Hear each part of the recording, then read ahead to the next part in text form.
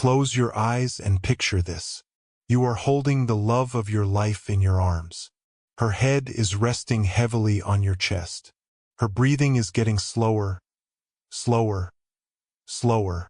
You start counting because you are terrified. Breath number 34, 33, 32. You know the next one might never come. This is not a movie. This is not a nightmare you wake up from. This is the real story of David, a man whose life was cleanly split into two halves.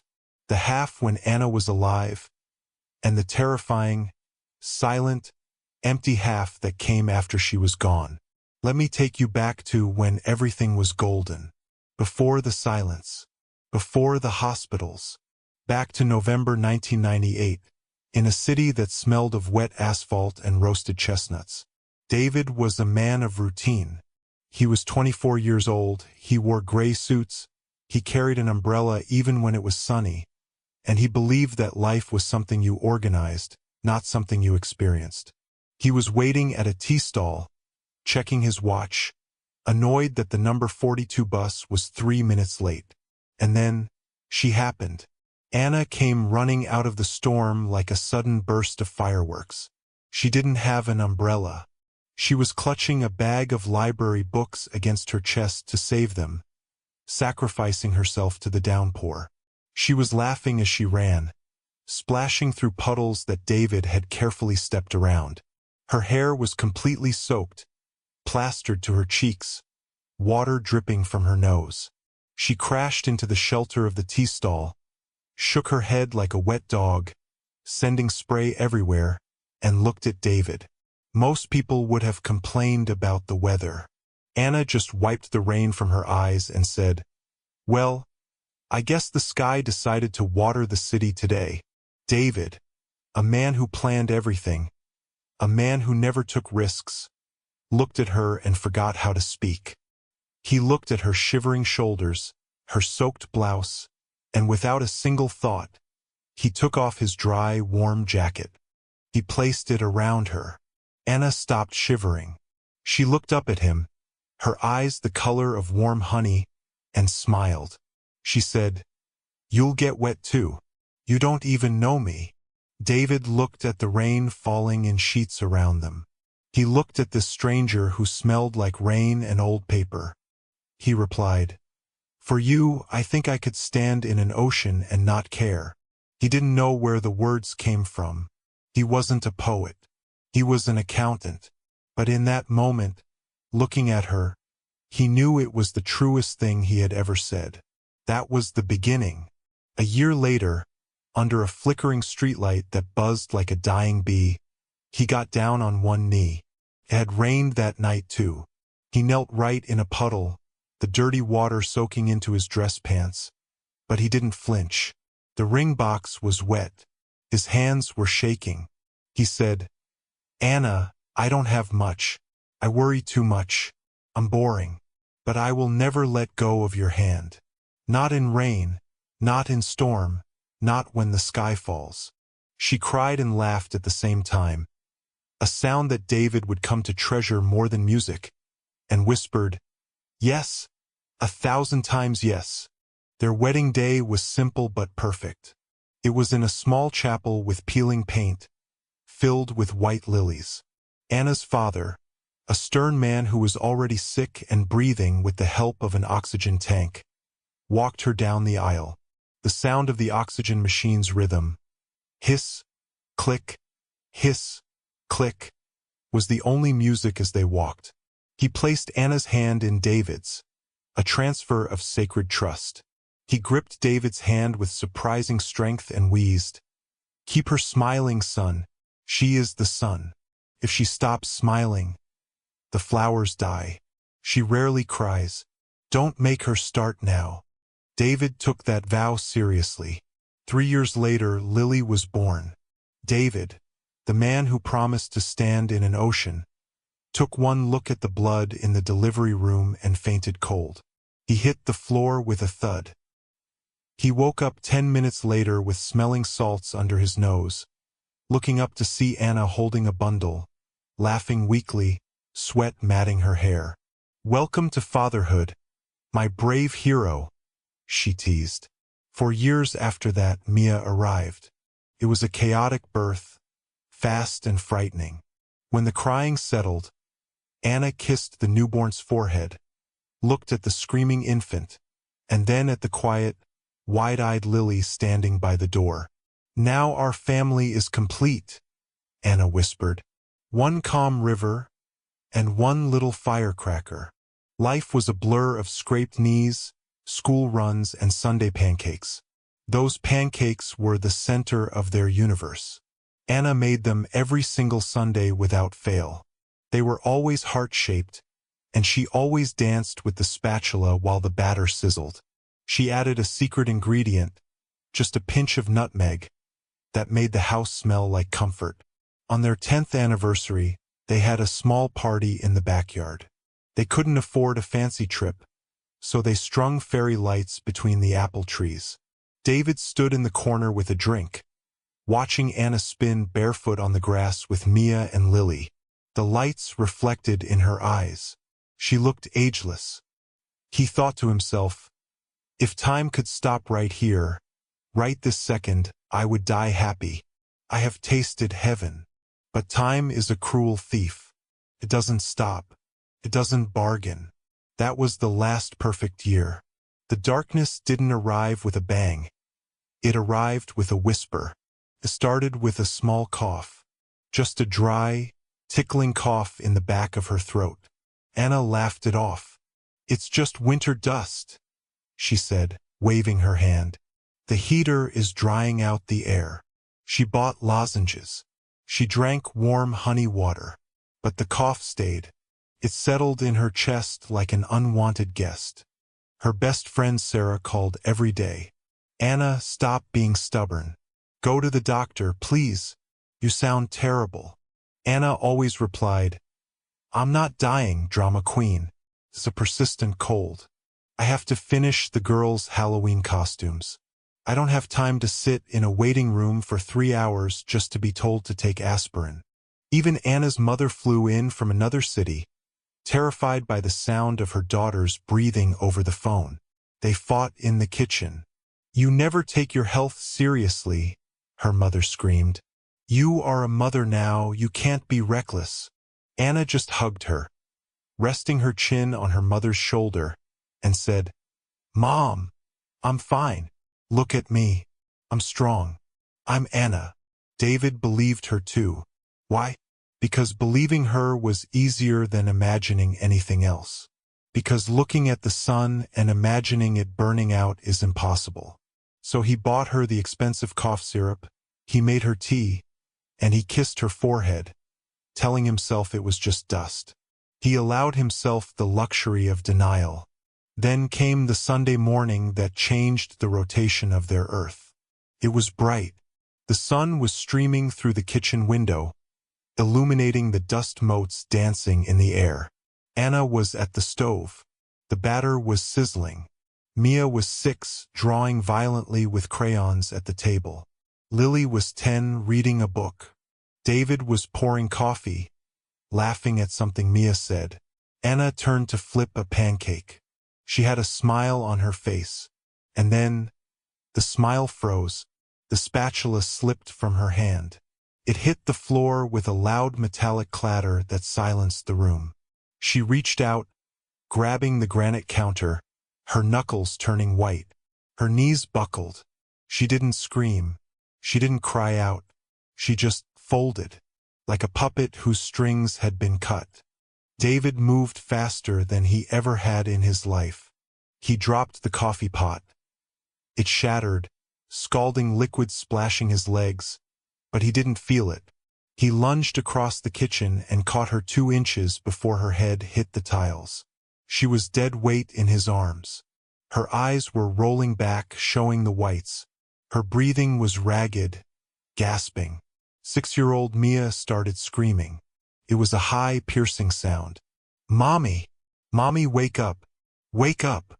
10-year-old Lily didn't scream. She stood frozen, a statue of terror. Tears just rolled down her face onto her drawing book, blurring the colors of the happy family she had just drawn. David's hands shook so badly he could barely dial 911. He fumbled, dropping the phone, picking it up, his fingers slick with sweat. "My wife. She just collapsed. Please hurry. The address is... Oh God, please hurry." The ambulance ride was a blur of lights and sirens. Then came the waiting room. 6 hours. 6 hours in a purgatory of gray chairs, old magazines, and the smell of antiseptic. David walked exactly 842 steps in circles. He counted them. 1, 2, 3, turn. 1, 2, 3, turn. Because if he counted steps, he didn't have to think about why the doctors were taking so long. If he focused on the number 842, he didn't have to focus on the terrifying possibility that his life was ending in the next room. Finally, the oncologist called them in. He was a tall man with kind eyes, but he wasn't smiling. He put a scan up on the light box. It looked like a picture of a starry night sky, but the stars were black. Black spots everywhere. "Mr. and Mrs. Vance," the doctor said softly. "I wish I had better news. Stage 4 lung cancer. It had started small, hidden, and silent. But it was aggressive. It was already in the bones. It was in the liver." The doctor's voice sounded like it was coming from underwater. "We can try chemotherapy, radiation, to shrink the tumors, to manage the pain." David felt the floor tilt. He felt the air leave the room. He grabbed the edge of the desk to stop from falling. But Anna didn't cry. She didn't scream. She squeezed David's hand until his bones ground together. She looked the doctor in the eye and asked only one question. "How much time?" The doctor hesitated. "Statistics are just numbers, Anna. Everyone is different." "How much time?" she repeated, her voice steady. 6 months. Maybe 9. If we get lucky with the chemo." That night, back at the house, the silence was heavy.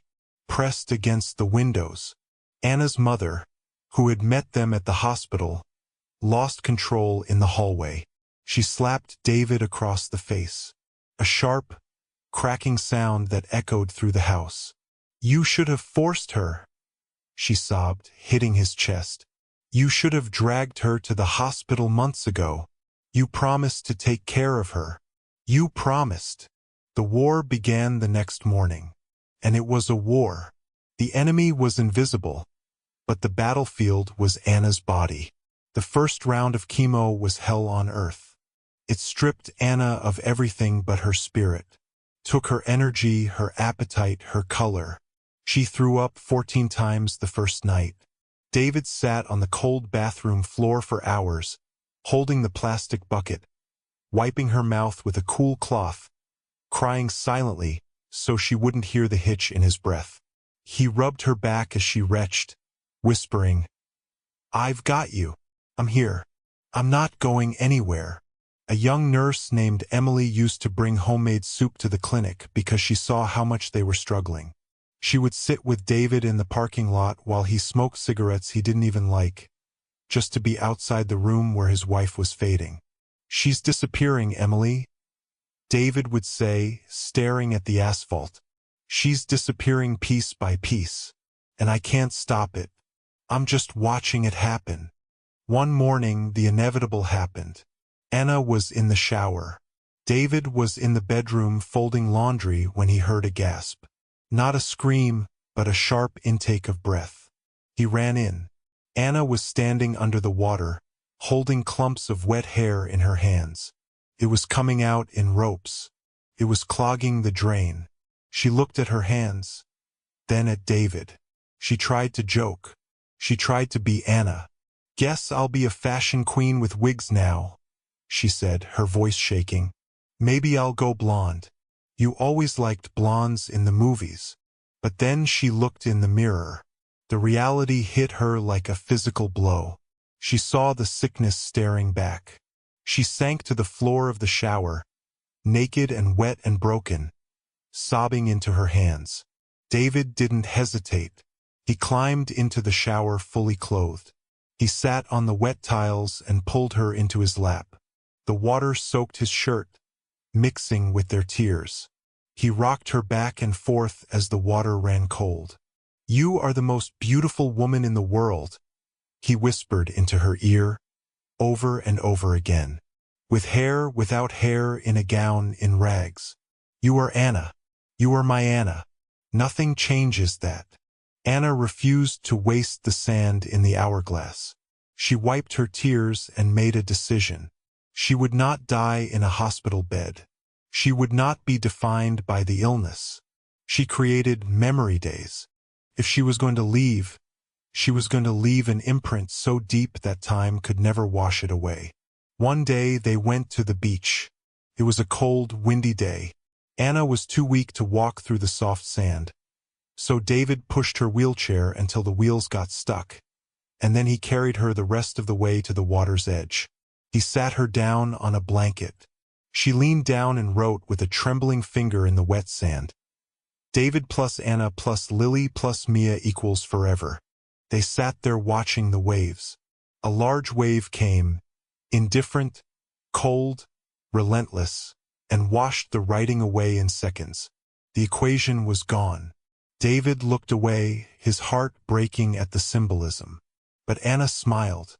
She touched his cheek. "See," she said softly, "now the ocean has our names. We are part of the tide now. Even the water will remember us." Christmas came early that year. The doctors said she wouldn't make it to December, so they celebrated in October. She decorated the tree with the morphine pump hidden under her bulky sweater.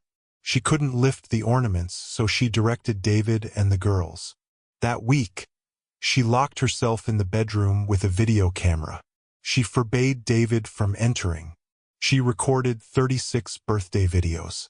One for Lily and one for Mia, for every single year until they turned 18. She recorded advice on boys. "If he doesn't respect you, walk away, Mia." Advice on makeup. "Less is more, Lily. Let your freckles show." Advice on college. "Follow your heart, not the money."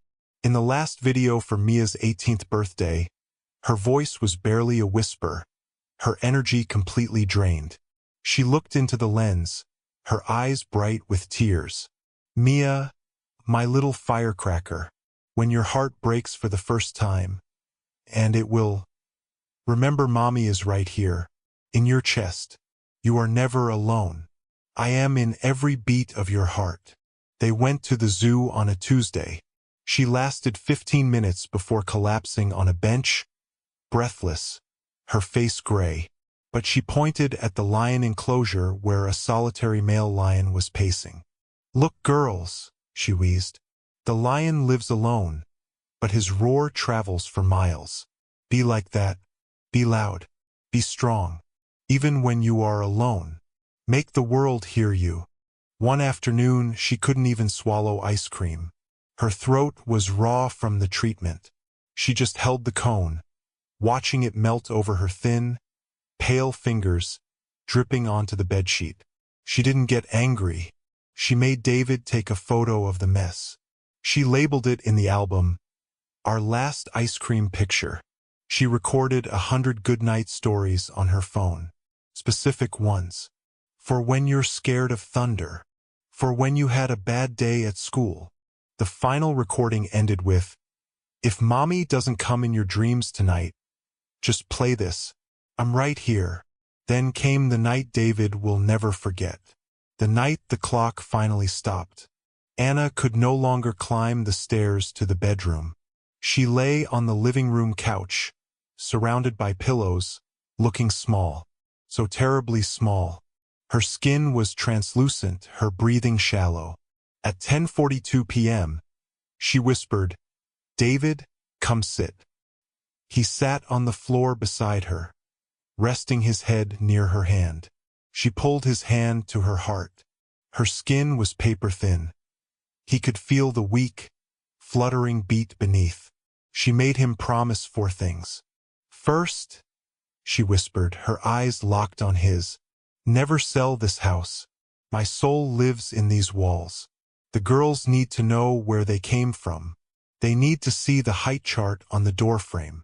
David was crying, tears dripping onto her hand. I promise, he choked out. Second, teach the girls to laugh every day. They never liked a crying Anna. They won't like a crying David. Promise me you'll help them find joy. I promise, Anna. Please. Third, never stop making my pancakes. A little extra nutmeg. Remember the nutmeg. Don't let them forget the taste of Sunday. I remember. The nutmeg. I promise. Fourth, and most important. She paused, gathering her strength. Live. David, look at me. Don't just breathe. Live. You have so much love left to give. Don't bury your heart with me. David sobbed uncontrollably, burying his face in the blanket. How? How am I supposed to do all this without you? You're the map. I'm just the driver. I don't know the way. She gave him the weakest, most beautiful smile he had ever seen. A smile that defied the death waiting in the corner of the room. Because you are my David, she whispered. And my David can do anything. You stood in an ocean for me. Now stand in the storm for them. She placed his hand flat on her chest. She closed her eyes. Her breathing changed. It became a rattle, a struggle, the terrifying sound of the end. David was panicked. He needed control. He needed a number. He started counting her breaths out loud, syncing his own breathing to hers. 34, 33, 32. The pauses between the breaths grew longer, agonizingly long. He waited for the rise of her chest. 2019, 18. He squeezed her hand, begging silently for the next one to come. Come on, Anna. One more. Just one more. Don't leave me yet. 11:10. At breath number 11, her fingers went completely loose in his. The tension left her face. The rise and fall of her chest stopped. The room went silent. Absolute, crushing silence. It was 2:17 a.m. She was gone. David didn't scream. He didn't wail. He was paralyzed. He held her body for 73 minutes. He checked his watch. He watched the minute hand go round and round. He didn't move. He didn't call the nurse. He didn't call her mom. He just kept whispering into her hair, over and over, like a broken record. I love you. I love you. I love you. Hoping that if he said it enough times, she might come back. The sun came up. The world dared to continue spinning. The light broke through the curtains, indifferent to the tragedy on the couch. The girls came downstairs, rubbing sleep from their eyes. Mia ran to the couch, clutching her teddy bear. Mommy, wake up. It's pancake day, she chirped. Anna didn't move. Her hand hung limp off the side of the sofa. Lily understood first. She stopped at the bottom of the stairs. She saw her father's face. Gray, hollow, aged 10 years in one night. She saw the stillness of her mother. Lily collapsed beside the couch and let out a scream that didn't sound human. It was a primal sound, the sound of a childhood ending violently. It was a sound that would haunt David for the rest of his life. The funeral was small. It rained just like the day they met. David watched the coffin lower into the wet ground and felt physically lighter, as if half his own soul was being buried in that box. He felt phantom pains in his chest. He stood in the rain until everyone else had left, staring at the pile of dirt that now separated him from the love of his life. The first year was darkness, a black hole that swallowed everything. David didn't sleep in their bed. It was too big, too empty. The cold sheets on her side felt like ice.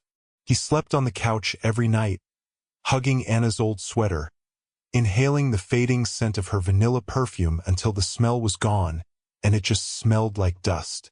He drank. A lot. Whiskey became his anesthesia.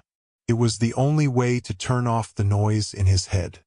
He would pass out at 3 a.m. and wake up at 6 a.m. to make school lunches with trembling hands, his head pounding, his heart racing. He almost lost his job. He was a ghost in the office. He would stare at spreadsheets for hours without seeing the numbers.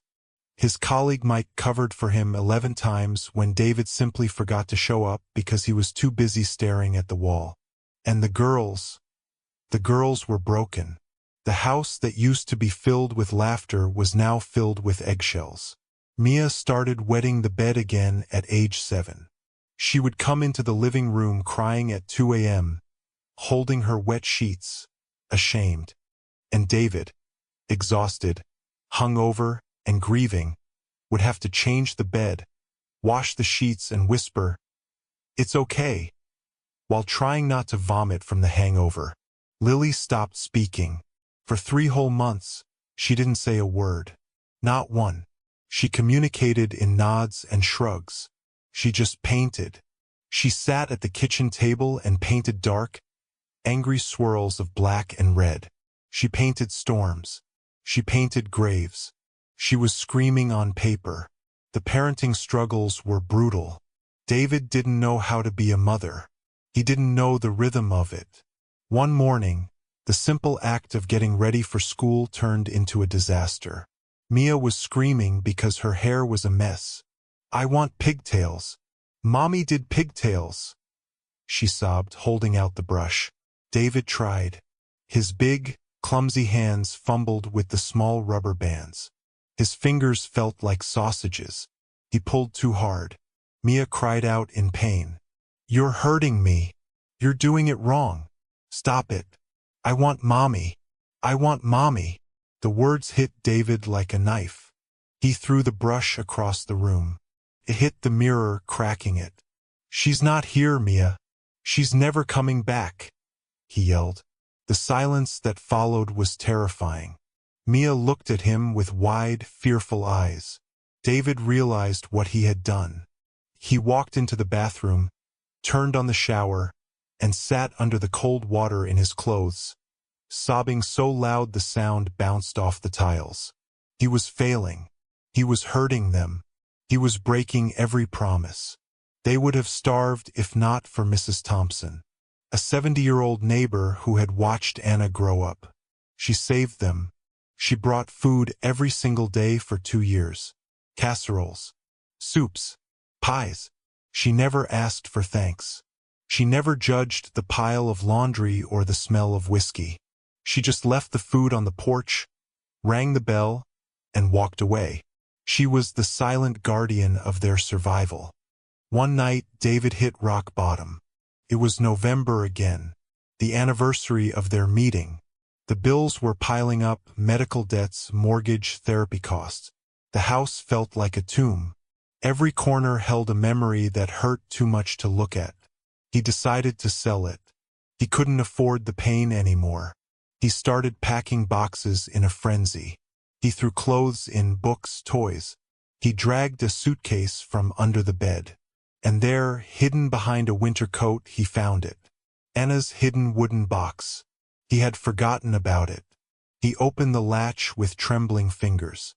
Inside were 52 sealed letters, and one large envelope marked in red ink, "Open only on your worst day." David sat on the floor, the bottle of whiskey beside him. He stared at the handwriting.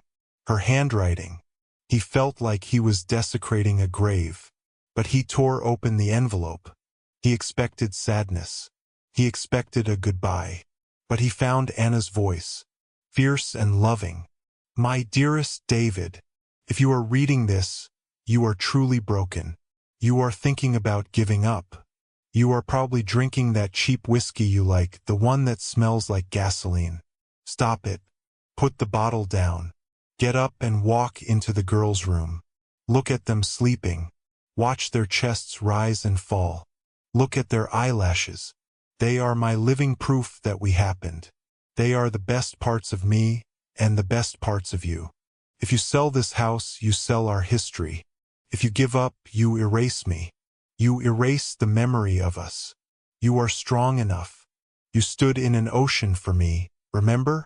You promised. Now stand in the storm for them. Be the father I know you are. I love you. Now get up, wash your face, and make the pancakes. Love, Anna. David wept until there were no tears left. He curled into a ball on the floor, clutching the letter to his chest. It was the wake-up call he needed. He poured the whiskey down the sink. All of it. He watched the amber liquid disappear. He washed his face with cold water. He walked into the girls' room. He watched them sleep. He saw Anna's nose on Mia. He saw Anna's chin on Lily. And for the first time in a year, he breathed deeply. He unpacked the boxes the next morning. He didn't sell the house. 14 years passed. 14 years is a long time. It is enough time for a sapling to become a shade tree. It is enough time for a wound to turn into a scar. It was 14 years of burnt toast that eventually became perfect pancakes, with the nutmeg. It was 14 years of learning how to braid hair. David practiced on doll heads until his hands were gentle and quick. He learned to do French braids, fishtails, and buns. He became the dad who did the best hair at sleepovers. It was 14 years of sitting through ballet recitals, soccer games, and heartbreaks. He held them when boys were mean. He cheered the loudest at graduation. He was the father and the mother. David kept the promises. He kept the house. He made them laugh. Even when he didn't feel like it, he told dad jokes until they groaned and giggled. He made the pancakes every Sunday. And he lived. He didn't date, not really. He tried once or twice, but his heart was full with the love he still carried for Anna. But he lived. He traveled with the girls. He took up photography. He gardened. Lily is now 24. The quiet girl who stopped speaking found her voice in color. She became an art therapist, helping grieving children find words through paint. Her first exhibition was titled Moments with Mom. Every painting was Anna's face, drawn from memory and old photos. It was raw and beautiful. It sold out in one night. David stood in the middle of the gallery, surrounded by his wife's face, and wept tears of pride. Mia is 20. The firecracker exploded into a star. She became a national-level motivational speaker. She traveled the country talking about resilience. Her first big TED Talk went viral. She stood on stage, confident and glowing, and said, "My mother died when I was 6, and she taught me how to fly. But my father caught me every time I fell. He was the wind beneath the wings she gave me." And David is 52 now. His hair is gray silver at the temples. His eyes are gentle, rimmed with the wisdom of a man who has cried oceans and built a boat to sail them. He quit his corporate accounting job, the job he hated. He took his savings and took a risk. He opened a small, cozy cafe in the heart of the city. It had brick walls and warm yellow lights. The sign above the door, hand-painted by Lily, reads, "Anna's Warm Corner." It isn't just a business. It is a shrine to warmth. Every recipe on the menu is from Anna's handwritten book. The heart-shaped pancake stack, the rainy day soup, the I'm fine herbal tea. The walls are covered with her photographs. Black and white photos of her laughing in the rain. Color photos of her holding the babies. Her laughter is captured in every frame. The cafe smells of vanilla and nutmeg. On opening day, David was nervous. He adjusted his apron 100 times. He thought no one would come. He thought it was a silly dream of an old widower. But at 8 a.m., the line stretched down the block. 200 people showed up. Neighbors, old friends, people who had heard the story from the girls, strangers who just needed a warm corner. David flipped pancakes until his arm ached, smiling the whole time. Then came the surprise. At noon, the music stopped. Lily and Mia walked in. They were carrying something huge, covered in a velvet cloth. They navigated through the crowded tables and stood in the center of the cafe. Mia tapped a spoon on a glass. The room went quiet. "Dad," Mia said, her voice trembling. "You kept her alive for us. You kept her in the pancakes, in the stories, in the house. Now, let us bring her home to you." They pulled the cloth down. David dropped his spatula. It was an 8-foot oil painting. It was a masterpiece. It was Anna. She was smiling, exactly the way she did that day in the rain at the tea stall. The water was glistening on her skin. Her eyes were full of mischief and love. But in the painting, she wasn't looking at a camera. She was looking at David. Her eyes followed him. And in the bottom corner of the painting, Lily had written in gold paint, "She never left." David broke down. He didn't care who was watching. He fell to his knees in front of the painting. He hugged the frame as if it were flesh and bone. He pressed his forehead against the painted hand. Through tears, he whispered the words he had carried for 14 years, the report card of his life. "Anna, I kept them. I kept all 4 promises. The house, the laughter, the pancakes. And I lived. I lived for them. I did it, Anna. I did it." The whole café was crying. Strangers were hugging strangers. It was a moment of pure, unadulterated love. That night, after the last customer had left, David stayed behind. He cleaned the counters. He swept the floor. He turned off the main lights, leaving only the soft glow of the fairy lights he had strung up, just like their 10th anniversary. He stood in front of the giant painting. He held a cup of tea. He still says goodnight to her picture every single night before he locks the cafe doors. He talks to her about his day, about the girls, about the price of flour. He says grief never leaves. It doesn't vanish. It just changes. It learns to sit quietly in the corner, not taking up the whole room anymore, making space for joy to enter again. It becomes a companion, a reminder of how deep the love was.